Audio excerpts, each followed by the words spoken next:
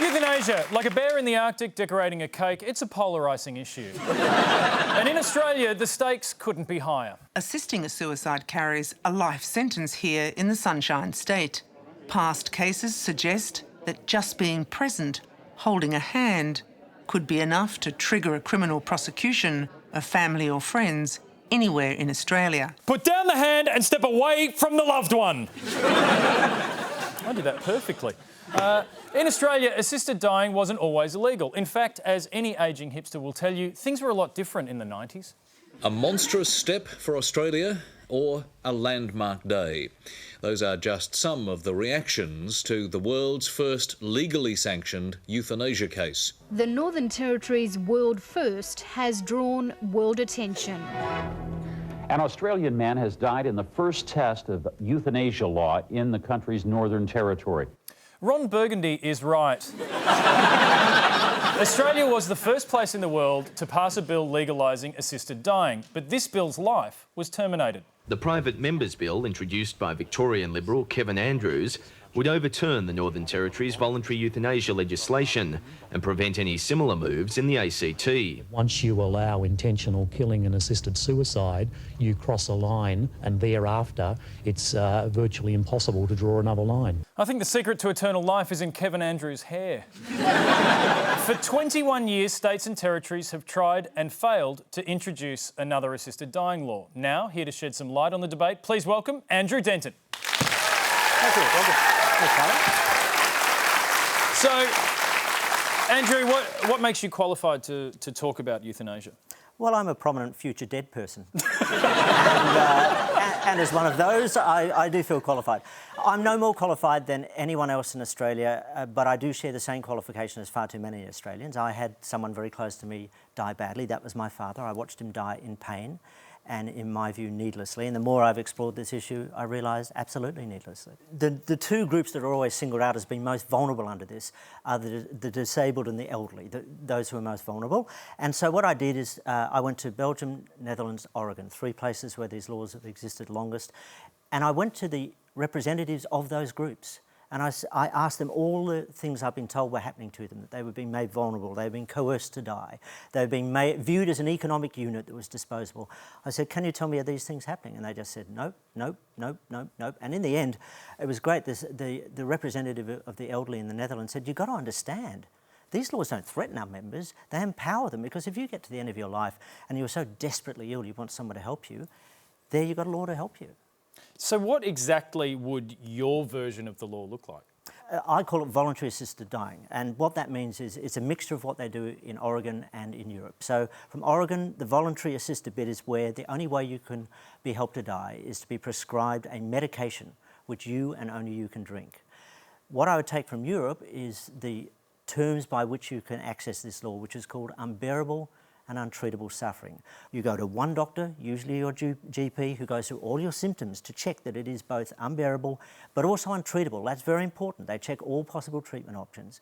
You then go to a second doctor who's completely independent of that first doctor, who does the same check. Then you can be legally prescribed the medication to take if you choose to take. But one of the fascinating things about this, Charlie, is that in Oregon, which is where they have medication you can take, more than 30% of people that get it, even though they're terminally ill, they're dying, choose not to take it. The simple act of having this medication provides incredible relief of anxiety and what's called existential stress and distress, all on its own. Language becomes so important in debates like this. Fuck yeah. Yeah. Have you thought of something catchy like dying with Denton-y? Something like that? Somebody did suggest to me that a good term for it might be dignicide, and I said you can't call it that because it sounds like it should be next to Mortine in the supermarket. so it's stops dignity flat. That's right. Yeah, that's exactly right. Kills roaches, kills people, kills. Because another word that gets used is suicide. People say that this is a form of suicide, and it feels like that's a distraction, or that's not entirely true. Well, look, I'll explain to you what suicide is and why it's different from voluntary assisted dying. Suicide is what's happening in this country right now, as we speak. In Victoria, there's an inquiry into end-of-life choices, and last year the Victorian coroner, a man called John Ollie, appeared before it, and he had to collect himself 3 times. This is the coroner. as he gave evidence of a particular group of elderly Victorians. He went out of his way to say these were not people with depression or mental health problems. They came from loving families and they had irreversible chronic diseases. And the only way they could see out was to violently end their lives. And he estimated in Victoria, that's 1 a week. And there's an organisation called the National Coronial Information Service.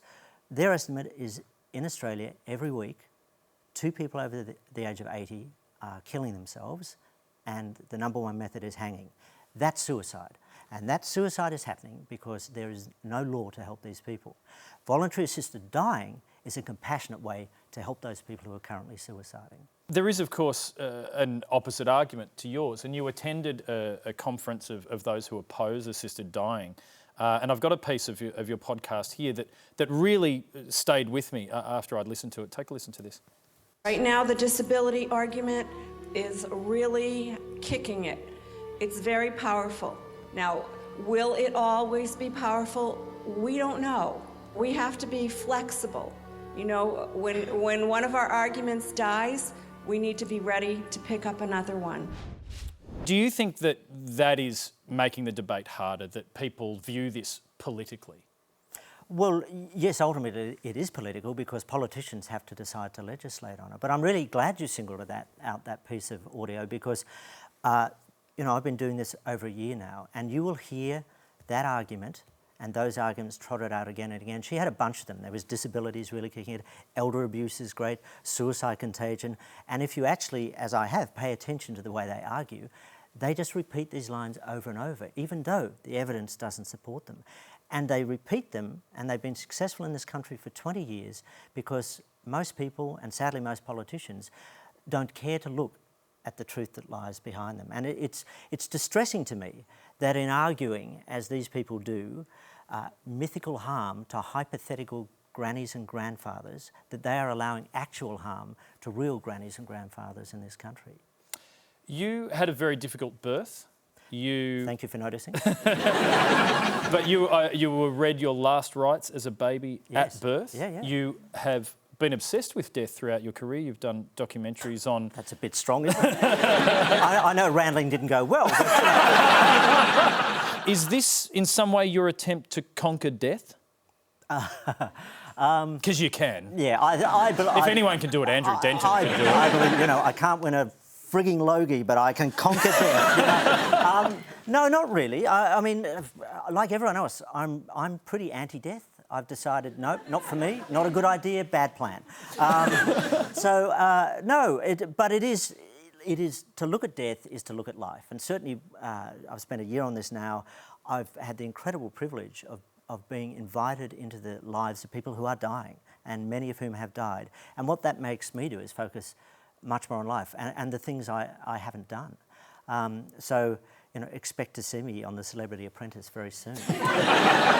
Andrew's podcast is called Better Off Dead. It's assisted by the Wheeler Centre. You can download it now. Although, think carefully before you recommend it to a relative. It might come across the wrong way. But Andrew Denton, thank you so much. Thanks, Tyler.